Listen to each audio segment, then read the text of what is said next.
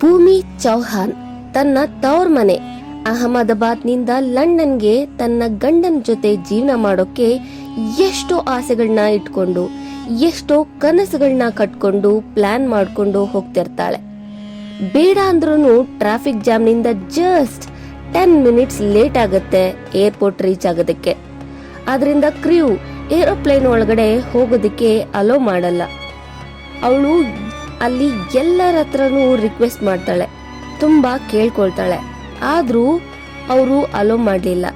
ಟಿಕೆಟ್ನ ದುಡ್ಡು ಹೋಯ್ತು, ನನ್ನ ಟೈಮ್ ವೇಸ್ಟ್ ಆಯ್ತು ಅಂತ ಬೇಜಾರಿಂದ ಫ್ರಸ್ಟ್ರೇಷನ್ ಇಂದ ಕೋಪ ಮಾಡ್ಕೊಂಡು ಮನ್ಸಿನಲ್ಲೇ ಹೇಳ್ಕೊಳ್ತಿರ್ತಾಳೆ.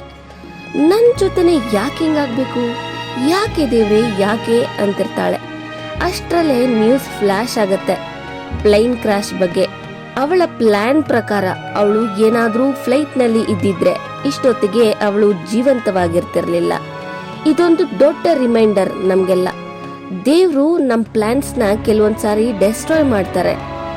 ದೇವ್ರ ಹತ್ರ ನೀವ್ ಎಷ್ಟೇ ಭಕ್ತಿಯಿಂದ ಬೇಡ್ಕೊಂಡ್ರು ನಿಮ್ಗೆ ಕೊಡದೆ ಇರ್ಬೋದು. ಯಾಕಂದ್ರೆ ದೇವ್ರಿಗೆ ಗೊತ್ತು ನೀವ್ ಕೇಳ್ತಿರೋದು ನಿಮ್ಗೆ ಮುಂದೆ ಸರಿ ಹೋಗಲ್ಲ ಅಂತ.